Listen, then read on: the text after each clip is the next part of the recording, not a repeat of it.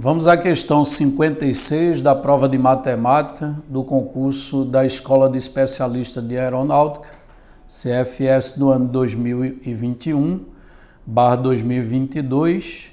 A questão 56 que iremos resolver é da prova cujo código é 42. Ok? Vamos ao enunciado da questão. Uma empresa de produtos químicos tem o seguinte logotipo. Essa figura que está logo abaixo, né? Ele diz que esse logotipo, que é representado pela figura a seguir, ele é composto por dois círculos concêntricos.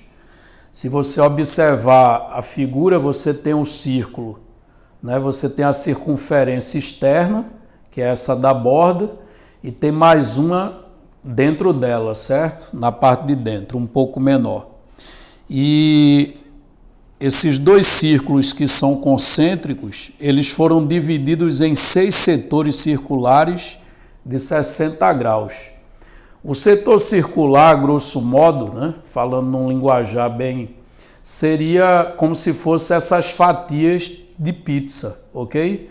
Você imagina aqui como sendo uma fatia de pizza e cada fatia dessa a gente chama de setor circular. E cada setor circular desse, ele tem 60 graus, ou seja, o ângulo central correspondente a cada setor é 60 graus. Aí ele diz, se o raio do maior círculo mede 10 centímetros e o do menor mede 8 centímetros, toda a área achurada, isto é, a área que está na cor cinza, mede algum número vezes π centímetros quadrados. E aí ele quer saber se esse número que completa o espaço em branco, se é 30, 40, 50 ou 60, de acordo com as alternativas.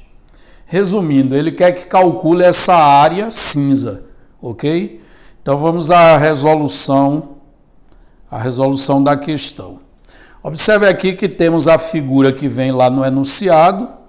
O que é que a gente sabe lá do enunciado, voltando um pouco aqui? A gente sabe que cada setor tem um ângulo central de 60 graus e que os raios dos círculos maior e menor são respectivamente 10 centímetros e 8 centímetros. Então vamos anotar essas informações. O ângulo de cada setor, que eu vou chamar de θ, é 60 graus.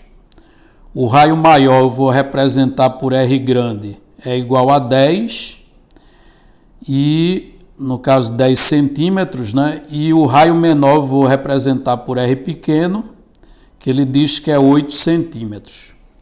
Agora vamos elaborar uma estratégia para calcular o valor dessa área achurada, né? Que ele chama de área achurada, que é a área cinza. Observe que uma maneira seria calcular cada pedaço na cor cinza e somar ao final, certo? Mas pensando um pouco mais, observe o seguinte.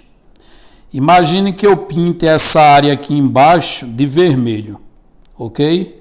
Essa área que eu estou pintando aqui embaixo de vermelho, pela simetria da figura, devido aos setores serem todos iguais, né? Essa área que eu pintei de vermelho, ela preenche exatamente essa parte branca aqui em cima, ok? Então eu posso desconsiderar a área que está lá embaixo, que eu risquei de vermelho, e substituí-la por essa parte que antes era branca e agora está riscada de vermelho, ok? E também, se a gente olhar para esses dois setores aqui embaixo, os quais eu estou assinalando na cor azul, observe que esses dois setores, eles completam essa parte branca aqui, certo? E o outro completa essa outra parte branca aqui. Então, observe que eu vou desprezar a parte da meia circunferência, a parte de baixo da meia circunferência, eu irei desprezar, que é essa parte que está riscada em vermelho e azul, abaixo do diâmetro da circunferência. Só vou considerar a parte de cima. Aí, procedendo dessa maneira, observe que se eu considero apenas a parte de cima, a gente vai ficar com metade, a gente vai ficar exatamente com metade de um círculo, ok? A gente vai ficar com algo mais ou menos assim, certo? Então, o que a gente quer é calcular a área de meio círculo. Aí, qual é o raio que a gente vai considerar?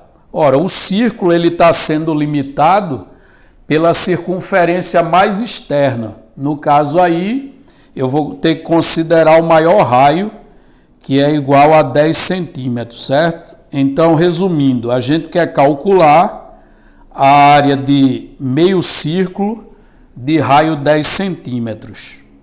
Ora, sabemos que a área de um círculo ela é calculada pela seguinte fórmula: πr elevado ao quadrado, π vezes o raio ao quadrado. Só que nesse caso, como a gente está interessado em apenas metade do círculo, eu vou dividir por 2. Então, substituindo o valor do raio, a área desejada vai ser o quê? Vai ser π vezes 10 elevado ao quadrado, dividido por 2. Ora, 10 ao quadrado é 100. Quando você dividir por 2, isso vai dar 50. Logo, a área procurada vai ser 50 vezes π centímetros quadrados, ok?